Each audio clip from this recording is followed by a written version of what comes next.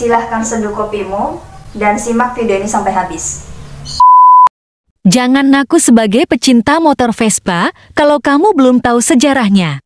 Halo sobat pecinta motor Vespa, sudahkah kalian mengetahui fakta sejarah lahirnya Vespa yang kalian miliki atau yang kalian impikan?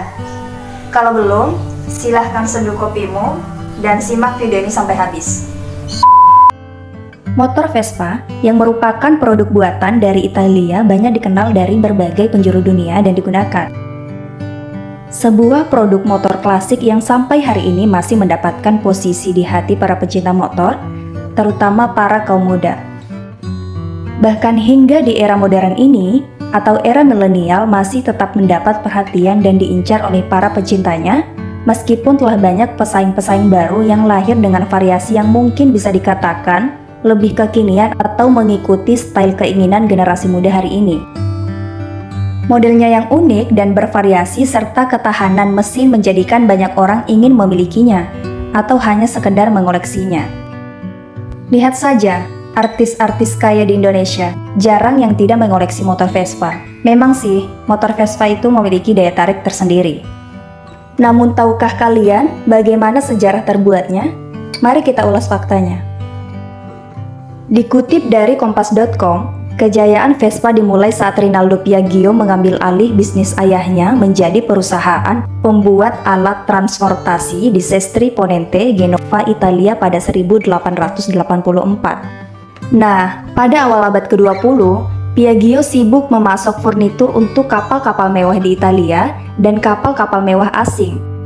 Namun di lain sisi, Rinaldo berpikir dengan analisa pertumbuhan, menemukan bahwa sektor ini menawarkan ruang yang sempit atau lebih tepatnya kesempatan yang terbatas untuk pertumbuhan. Oleh karena itu, akhirnya ia memutuskan untuk memperluas ke sektor kereta api, membangun dan memperbaiki gerbong. Dengan sektor baru tersebut, yang dibuka sebagai langkah untuk memperluas kesempatan pertumbuhan, ia pun harus membentuk tim insinyur dan teknisi perbaikan yang luar biasa untuk mempermantap pekerjaan sektor baru tersebut. Ringkas cerita, meletusnya Perang Dunia I yang dimulai dengan invasi Serbia oleh Austria-Hongaria, diikuti invasi Jerman ke Belgia, Luxembourg, dan Prancis, serta serangan Rusia ke Jerman pada tanggal 28 Juli 1914, membuat Piaggio melirik sektor penerbangan sebagai perluasan usaha produksi dalam rangka menaikkan nilai pertumbuhan yang lebih baik dan tentunya dengan menghasilkan nilai kapital yang cukup, atau bahkan lebih dari cukup. Ini tidak beda dengan yang dilakukan oleh pengusaha-pengusaha kelas kakap di negeri Ibu Pertiwi. Sehingga, pada awal tahun 1915, dikutip kembali dari kompas.com, Piaggio mulai memperbaiki dan membangun pesawat amfibi sebagai proyek perdana dalam usaha baru itu. Lalu kemudian, Piaggio bertemu dengan seorang desainer dan insinyur aeronautika, yakni Giovanni Pecna, sehingga kemudian mereka membangun kerjasama dan terciptalah pesawat tempur monoplane P2 dan evolusi P7 berikutnya. Hingga pesawat amfibi balap Piaggio dan P108 bermesin 4 yang kemudian menjadi produksi pesawat terbesar oleh Italia sebelum Perang Dunia II pecah, yang dimulai oleh Nazi di bawah pengaruh Hitler pada saat itu. Pada tahun 1944 dan mendekati akhir Perang Dunia II, perusahaan Piaggio diteruskan oleh anak Rinaldo, yakni Enrico Piaggio. Dari sisa-sisa onderdil pesawat tempur pabrik buatan ayahnya, lalu ia mendapatkan ide untuk membuat kendaraan skuter. Keren bukan? Jadi, orang-orang kreatif bisa membangun ide dari manapun, bahkan dari hal-hal yang tak terduga sama sekali.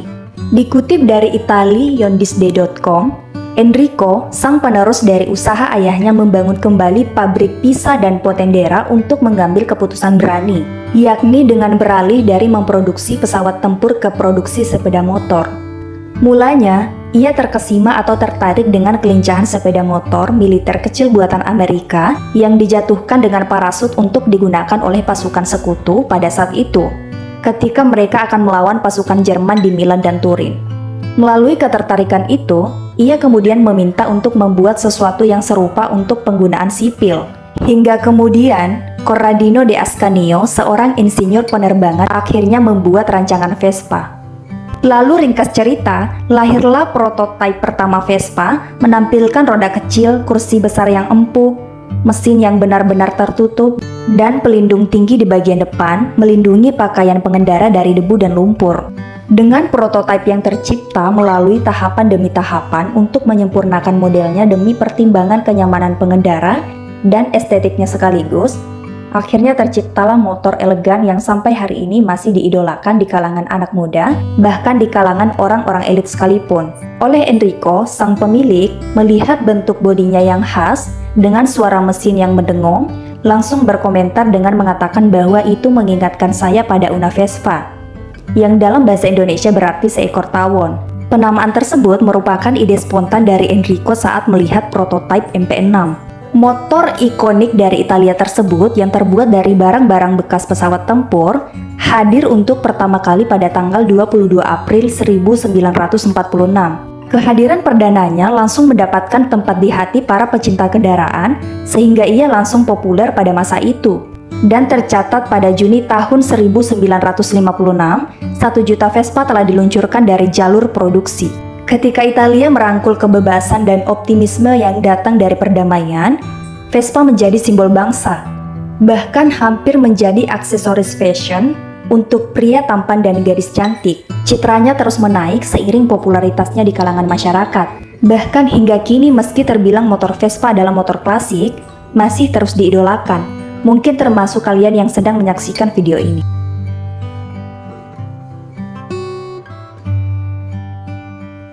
Nah, jika ada tanggapan, silahkan tinggalkan di kolom komentar. Sampai jumpa di video selanjutnya.